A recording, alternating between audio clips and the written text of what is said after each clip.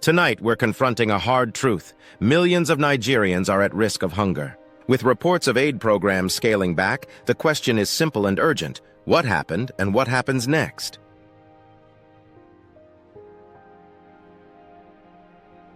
This is WorldWire TV News. I'm Awesome Goodman. Let's get straight to the crux.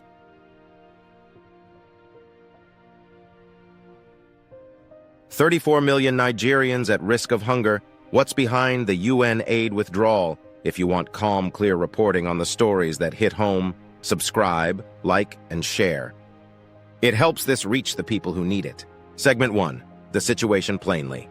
You've seen the headlines. Estimates vary, but the number of Nigerians facing food insecurity is staggering. Tens of millions. Behind these numbers are families who've cut meals, sold tools, and still can't keep up with soaring prices. Food insecurity. Who's most at risk? With icons: children under 5, pregnant, lactating women, displaced families, smallholder farmers, urban poor.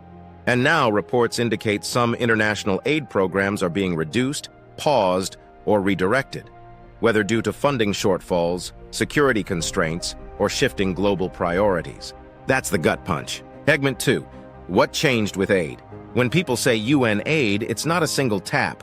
It's a network of agencies and partners: food assistance, nutrition programs, school feeding, cash transfers, and support to local systems. Any reduction in one arm can ripple across communities. So why would programs scale back? 3 realities. 1. Funding gaps, global crises competing for limited donor money. 2. Access and security. Teams can't help where they can't safely reach. 3. Compliance and targeting. Tight rules can slow or shrink delivery. Withdrawal might be total in some locations, partial in others, or temporary while funding is bridged. The impact, however, feels immediate on the ground. Segment 3. The drivers of hunger in Nigeria. Hunger rarely has a single cause. In Nigeria today, it's a stack of pressures. Insecurity, violence, and banditry disrupt planting, harvest, and trade routes. Climate shocks. Floods one year, dry spells the next, wiping out crops and savings. Price spikes. Food inflation makes staples unaffordable for low-income households. Currency pressure. A weaker naira boosts import costs, including fertilizers and diesel. Input costs. Seeds, fertilizer, and transport are pricier. Farmers plant less, harvest less.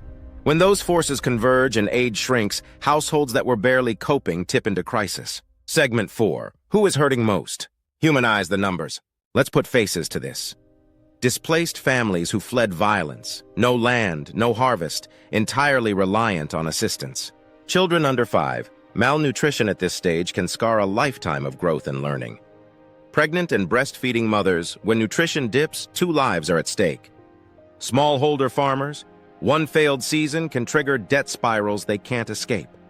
Urban day laborers, when wages don't track food prices, the math just doesn't work. Real story. Mariam, mother of 3.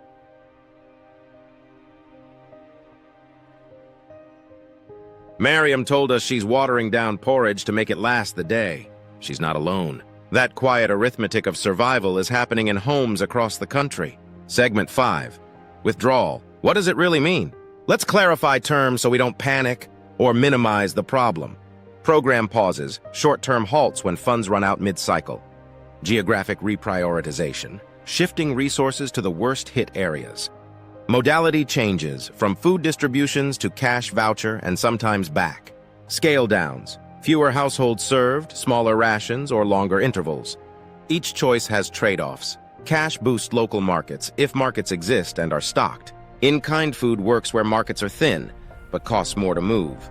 Security and access dictate what's possible. Segment 6. Why funding falls short. Donor fatigue is real. Multiple emergencies, from conflicts to climate disasters, stretch the same pool of money. Economic headwinds in donor countries tighten budgets. And strict accountability, while essential, can slow speed. This isn't about blame. It's about math, and the consequences when the math doesn't add up. Segment 7. What government and partners can do now. In the near term, bridge financing, emergency budget allocations to sustain critical nutrition programs. Targeting the most vulnerable. Prioritize under 5s, pregnant women, and displacement hotspots. Lower logistics friction. Fast-track clearances for food and nutrition supplies. Reduce transport bottlenecks. Security corridors. coordinated safe routes to move aid and farm produce, market support, temporary waivers or vouchers for staples to stabilize purchasing power. Medium term, it's resilience, climate-smart agriculture, flood control, and drought-resistant seeds, local procurement, buying from Nigerian farmers to feed Nigerian families, rural roads, storage, and power to cut post-harvest losses, digital registries to reduce duplication and ensure aid reaches intended households. Segment 8, Voices from the Ground. In the clinic, the numbers are rising. We're treating more moderate and severe malnutrition than last year. The toughest part? Turning families away when supplies run out.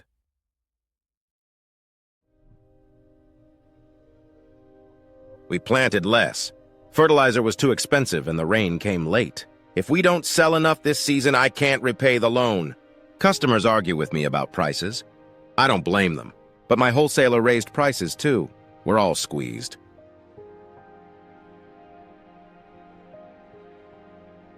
These are not statistics.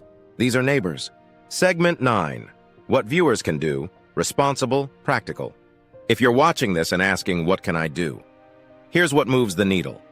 Support vetted local organizations providing food and nutrition services. Verify before you donate. Community kitchens and school feeding programs, small amounts, big impact. Signal boost. Share accurate information, avoid rumor and panic buying. Advocate constructively. Ask representatives about emergency food budgets and anti-inflation measures. Buy local produce when possible to support farmer livelihoods. We're linking a list of reputable organizations in the description. Do your due diligence, then act. Segment 10. Accountability and hope. Accountability matters. Every naira and every bag. But so does coordination. Government, UN agencies, NGOs, faith groups, the private sector, when they pull in the same direction, hunger numbers fall. It's been done before in tough places. It can be done here. Hope isn't naive. It's a plan with deadlines and the will to hit them. UN aid is not one program, it's many agencies and partners. Reductions may be temporary, partial, or localized. The biggest risk group, children under 5 and displaced families. Stabilizing prices and access saves lives as surely as food rations do. Closing. Bring it home, millions are at risk. That's the scale. But the story isn't finished. That's the choice. If you learned something today, subscribe to WorldWire TV News. Share this video. Every action counts. I'm Awesome Goodman. Stay informed, stay kind, and I'll see you in the next one.